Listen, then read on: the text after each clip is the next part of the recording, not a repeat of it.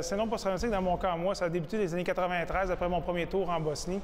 Naturellement, dans ce temps-là, le syndrome post-traumatique, c'était pas un mot qu'on connaissait dans les forces canadiennes. Puis c'est un trauma avec lequel, dans le temps, les soldats devaient vivre tout seuls dans leur propre personne. Il n'y avait pas vraiment de soutien médical à ce point-là. C'est un peu caché, si on veut, puis tabou. Bien, moi, ce programme Sans Limite, je trouve que c'est un programme exceptionnel, dans le sens que c'est pour ceux qui veulent se sortir un peu de leurs difficultés de tous les jours, de pouvoir sortir de leur environnement puis de reprendre une bouffée d'air frais avec des gens qui vivent des choses similaires, que ce soit des blessures physiques ou psychologiques, puis d'en parler, puis pouvoir s'entraîner ensemble. Parce que dans le fond, comme par exemple les arts martiaux mixtes, ça fait beaucoup penser au système militaire, aux soldats. C'est toujours de travailler fort, de donner le maximum de soi-même, même si c'est dur, même si ça fait mal, on continue, on persévère.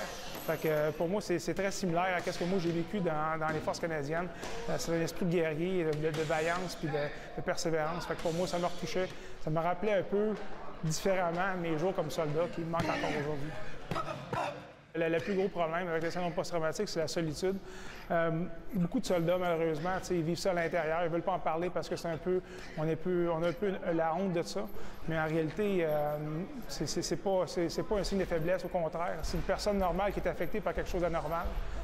Puis de rencontrer des pairs, de pouvoir en discuter, ça normalise la situation, ça normalise le symptôme. Puis de cette façon-là, ça nous aide aussi à évoluer et à passer au travers de nos difficultés.